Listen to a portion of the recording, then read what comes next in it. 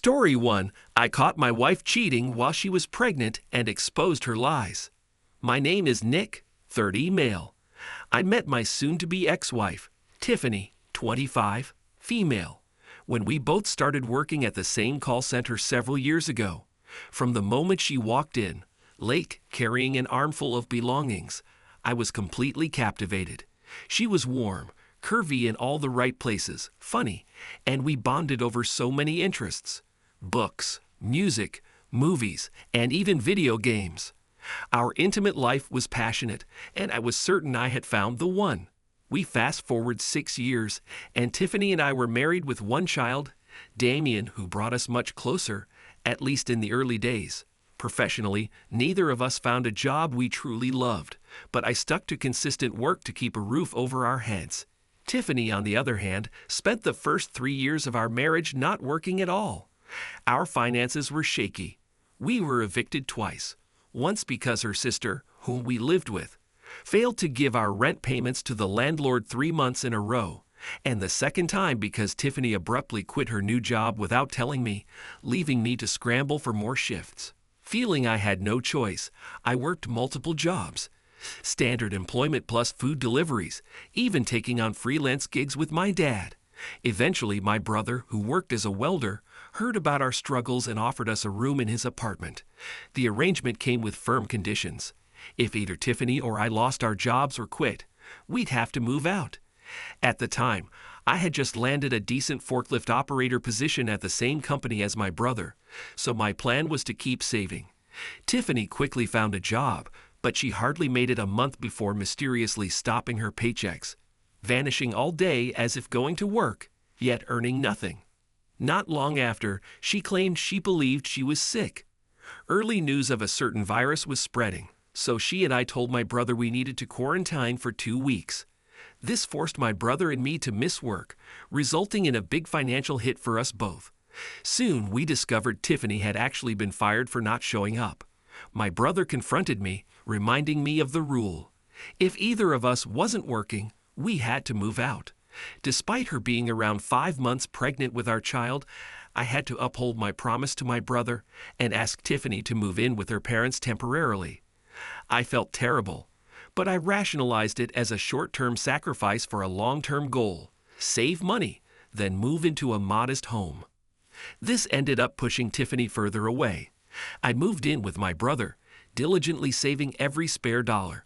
My brother and I agreed that part of my rent to him would go into a separate envelope, so that by 9 months in, I would hopefully have around $6,500 for the down payment or deposit on a mobile/modular home. At the time, Tiffany had no idea we were doing this.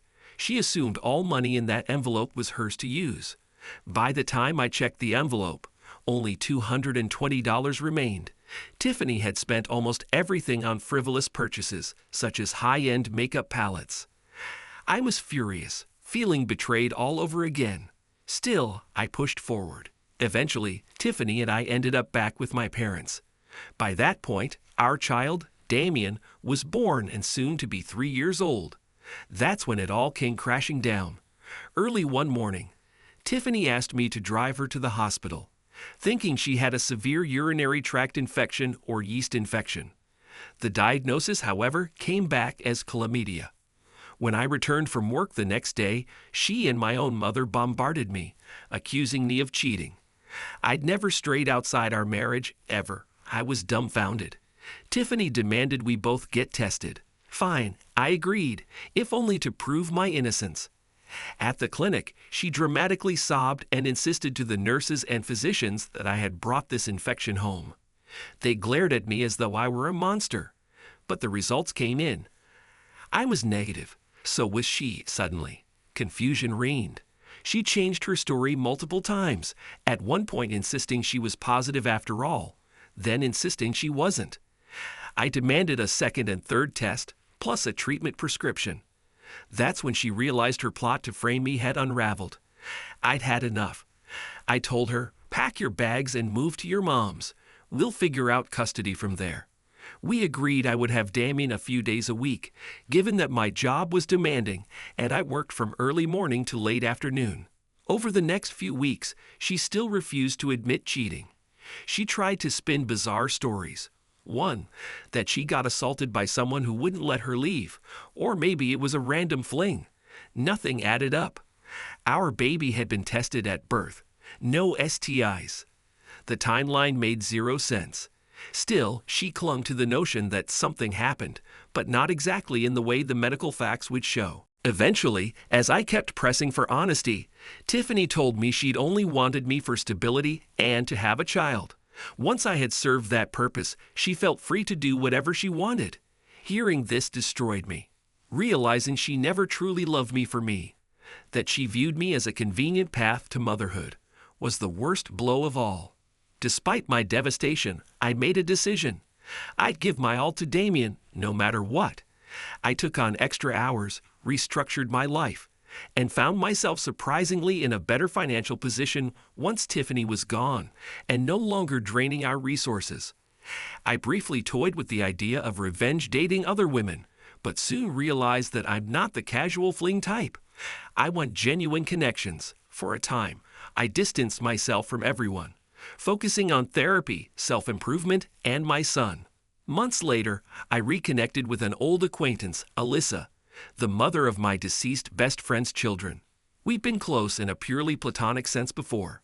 Strangely, a spark developed.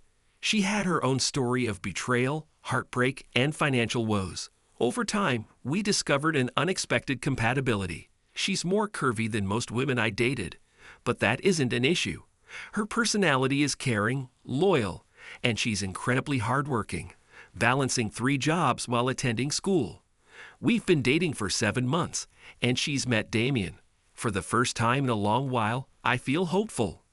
To Tiffany, if you're reading this, I hope you understand what you've done to me, and to the man I used to be. You took parts of me I'll never get back and shattered my faith in what I once believed was unbreakable. But I survived. My son and I will keep moving forward, carrying the lessons and scars you left behind. Story 2: My husband left me for his ex. I'm Valerie, 30, female. I used a throwaway account because I really need unbiased input. My husband, Andrew, 36, male, used to date a woman named Megan, 34, female, before he met me.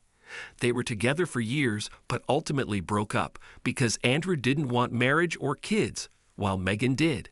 She moved away, and within about a month Andrew and I met.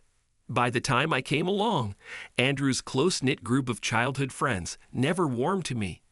They called me the rebound girl from the get-go. They considered Andrew's ex, Megan, to be his ideal partner. Tall, blonde, brilliant, extroverted. I'm a petite nurse with dark curly hair, more of an introvert. His friends sometimes joked at my expense, like, well, we thought rebound girls were temporary, but Andrew actually married her. The entire group roared with laughter. I did not. They also teased that Andrew had downgraded by marrying me because he has a PhD and I'm just a nurse. I tried to shrug off their remarks, focusing on Andrew and our relationship. But last weekend, a charity gala was held, and Megan was there. It was my first time seeing her in person.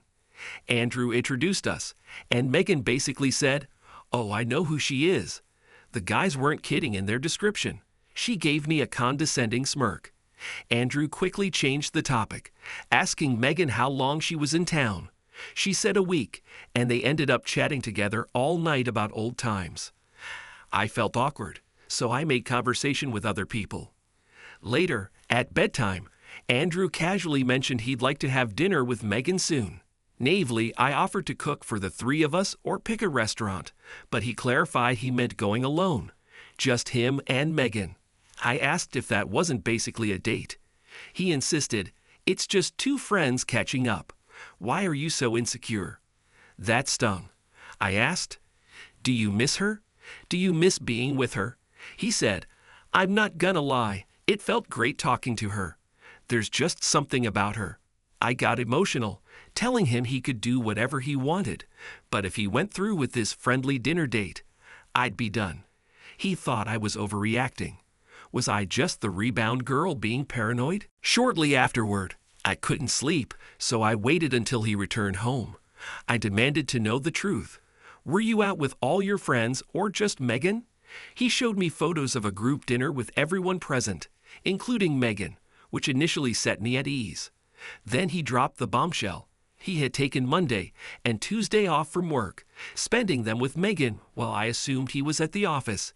He confessed he couldn't stop thinking about her after seeing her at the gala and felt a deep connection with her that had never truly faded.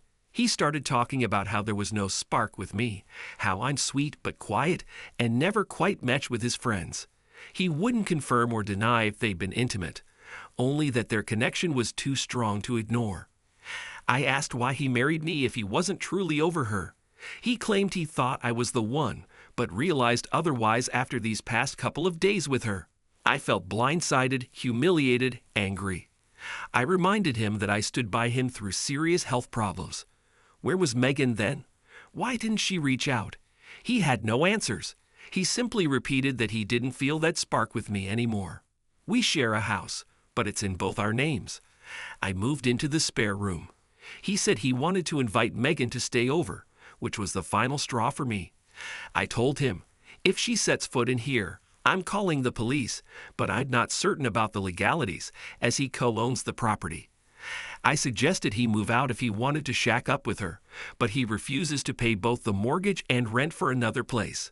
My next steps. I plan to hire a lawyer and leave this man. Right now, I'm working overtime as a nurse to make ends meet.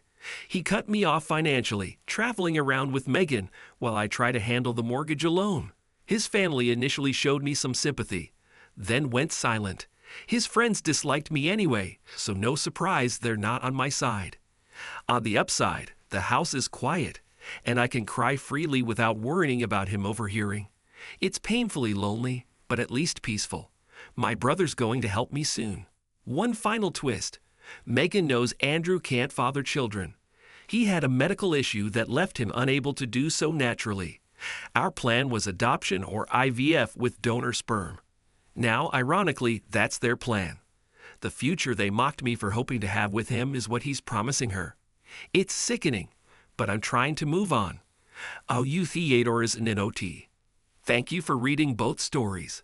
They echo a common theme of betrayal and heartbreak. One husband discovering his pregnant wife's infidelity, and in another case, a wife blindsided by a husband who reignites an old flame. Each person is left to rebuild their life from the rubble of broken trust. If you related to either story or simply wish to show support, remember to like, share, and subscribe for more real-life stories. Most importantly, take care of yourself and never forget that you deserve to be treated with honesty and respect. Healing is possible, even after the most devastating betrayals. And sometimes cutting toxic ties is the first step toward a better tomorrow.